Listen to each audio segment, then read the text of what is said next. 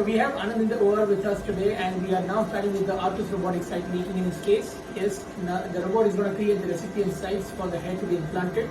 If you can just zoom in, I'm just going to explain you how the head is implanted in his case. Can you look down for me a little bit? Yes. Further down? Yes. If you see the hairline, this is the hairline which we are going to increase in good density, and then we are going to increase the density as we go backwards. He has a lot of existing hair, so when the robot makes the sites, it's going to make sure that all the existing hair, they are prevented from getting damaged. Yes. So yeah, that's the plan for today, and we're going to start the procedure now. You ready for it? Yeah. Right.